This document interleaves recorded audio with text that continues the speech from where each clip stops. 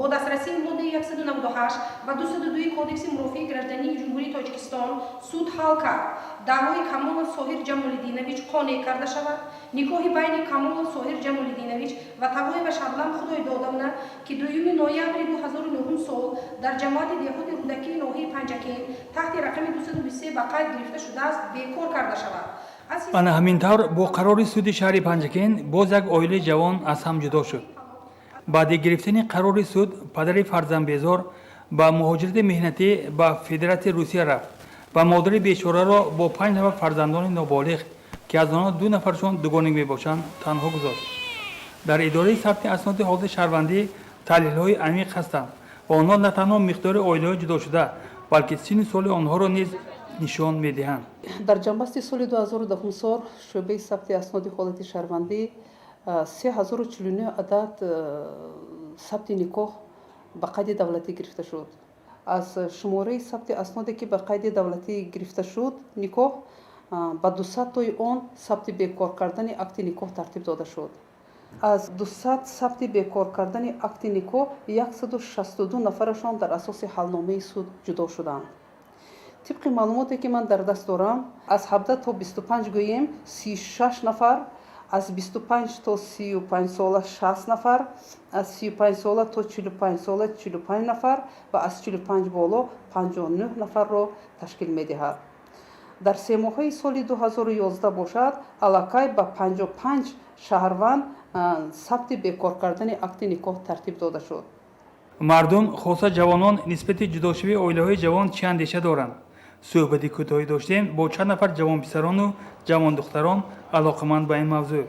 جوانان حاضر با سبب‌های عامل‌های اقتصادی و اجتماعی نشناختن یکدیگر، درست نامیدن فعل و اطوار، خاراکتر آنها و باز بسیارتر درباره ناراضگی از طرف خود همون جوان دختران یا اینکه گریم جوان پسران که آنها همون شوهر شونده خود را مثلا ممکن نخواهند، بی‌روزگی آنها به شوهر میدن. ممکن به فکر من یکی از سبب‌ها عامل‌های پراکنده عائله‌ها از همین عبارت نباشد. به فکر من سبب‌های ویران شدن عائله‌های جوان از آن عبارت است که یعنی این چه خیانتی، یعنی خیانت عروس و یا اینکه داماد با یکدیگر. از من یعنی خواهش همین است که همچون جوان با این کار جوانان اصلا چی دست نزنند، یعنی خیانتکاری آورده میرساند با ویران شدن عائله‌های جوان. به اندیشه من یکی از سبب‌های برهم خوردن عائله این تیار نبودن جوان دختران و جوان پسران به حیات مستقل می باشد. جوانان اکثرا با دخالت خشتامندها و دیگر خویشاوندان یکدیگر عائله خود را ویران می نمایند و باید هر یک جوان فکر نماید که نه برای خوشتامن و پدر عروس و خویشان آن زندگی میکنند در آینده. به فکر من یکی از سبب‌های ویران شدن عائله جوانان در آن است که پس بودن معرفت عائله‌داری جوانان است. برای همین هم من از جوانان خواهش میکنم که به قدر همدیگر برسند، زیرا اونکه عائله را برپا کردنش خیلی دشوار و ویران کردن آن خیلی آسان است. یکی از سبب‌های ویرانشوی عائله جوان در آن است که جوانان در اینجا عائله برپا میکنند اما باز به مهاجرت مهنتی رفته در آنجا باز عائله نو برپا میکنند، از عائله جوان خود خبردار نمیشوند و سبب ویرانشوی عائله میگردد.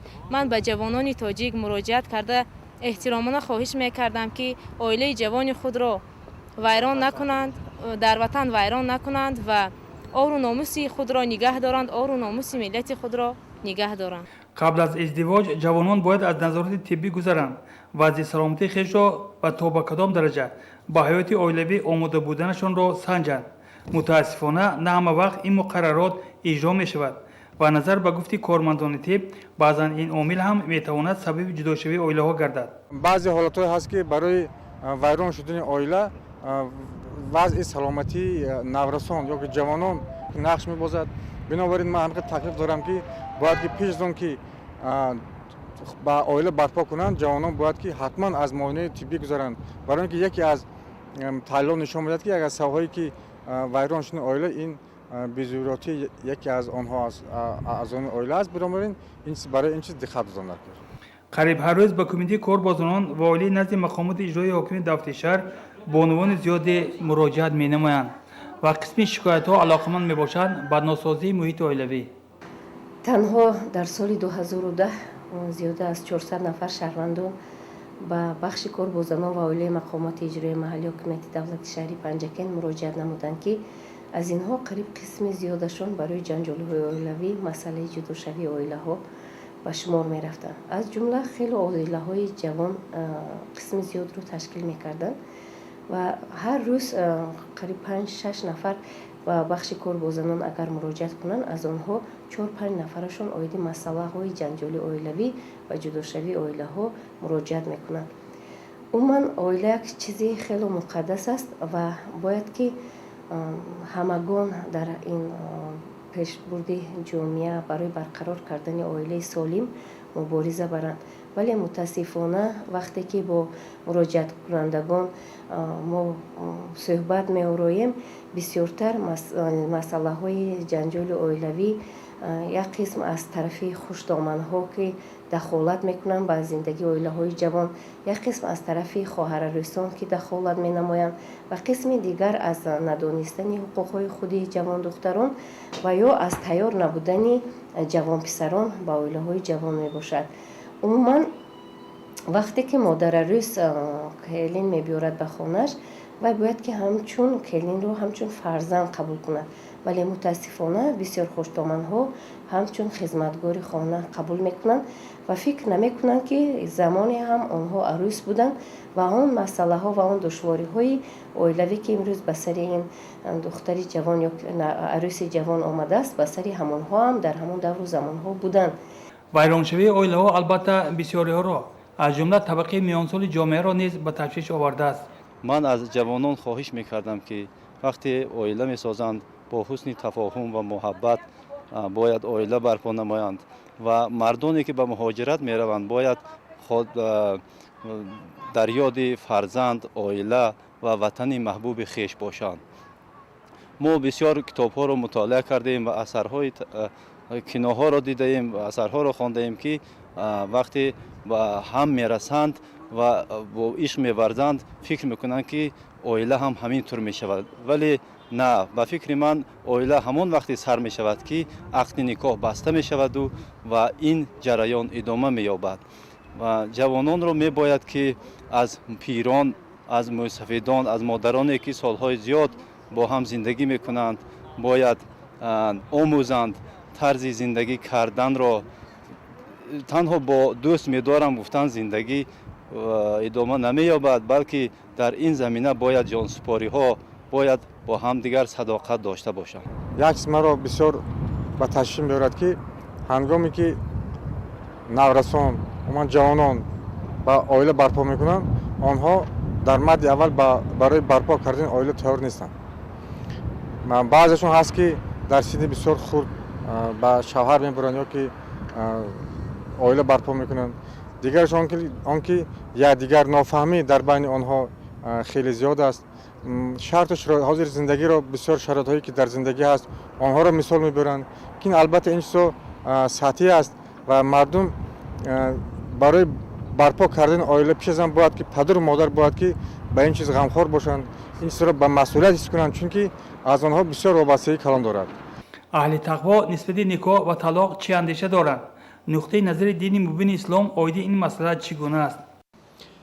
امروزها جامعه ما را یک حادثه، یک کاری که نهایت به تشویش آورده است، همچون یک داغ روز گشته است. این جدا شدن نوخانه‌داران پس از خانه‌دار شدن، پس از نکاح کردن در مدت‌های کوتاه 1 ماه و 6 ماه و بعضی 1 سال و یا زیادتر یا کمتر از این به چشم می‌رسد که یعنی با بعضی سبب‌ها یعنی جدا می‌شوند، طلاق میگویند، طلاق میدهند. بنابراین البته شریعت اسلام هرگز خواهان طلاق نیست، خواهان جدایی انداختن بین عائله ها نیست، زیرا دین اسلام این دین است که پیروانش را میخواهد که اتحاد داشته باشند، اتفاق داشته باشند، خانه آباد باشند، سرجمعی و پیوندی را میخواهد. از صحبت با شخصان مسئول دریافتیم که баъзан оилаҳо бо сабабҳои ночиз аз ҳам ҷудо мешаванд ва ин ҳама байти зеринро ба хотир меорад. чаро инсон надонад қимати умр, чаро ночиз гардад аз пайи чиз. оилае муроҷиат кард ки ҳамаги 19 сол дорад ва 4 моҳ шудааст хонадоршавиаша бо баҳонаи он ки модари арӯс дуюм талбака накард ва ба пеши духтараш тиловорӣ нагузошт ё масалан техникаҳои ҳозиразамон нахарид ба мисли мошинҳои ҷумшӯӣ, машинаҳои дарзмолкунӣ ё халадильникҳои калон, яхдонҳо. бо ҳамин баҳона имрӯз ҳамин оила ба ҳолати ҷудошавӣ аст.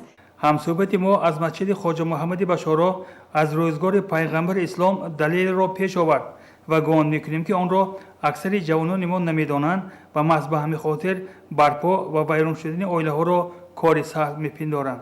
جناب رسول اکرم صلی الله علیه و سلم در یک حدیث می‌فرمایند ابغض الحلال الی الله الطلاق، یعنی غضبناکترین و بدترین حلال نزد خداوند طلاق دادن است. ببینید پیغمبر اسلام میگویند حلالی که از آن غضب خدا می آید. شاید شنونده گوید که این چگونه حلالی بوده است که باز خدا غضب میکرده است. یعنی طلاق دادن مفهومش همین است که طلاق حلال است، مباح است، لکن در حالتهای نهایت ناچاری که دیگر بین اون یعنی آن داماد و عروس بین آن خانواده وقتی که دیگر اصلاح و دیگر که یعنی پیوندی دیگر هم دیگر فهمی که نماند، در این صورت بعد ناچار همون هم یک طلاق باید. بنابراین امروز مع الاسف در بین جامعه ما جوانهای ما امروز آنقدر لفظ طلاق زیاد به گوش میرسد. البته این شاید نشانه به علمی و ماهیت طلاق را درک نکردن، البته از علم و از عرفان و از فرهنگ اسلامی، از اخلاق و آداب انسانی، از اخلاق و آداب یعنی ایمانی اینها خبر ندارند که امروز یعنی طلاق را مثل یک بازیچه بین خود در جامعه استفاده میبرند.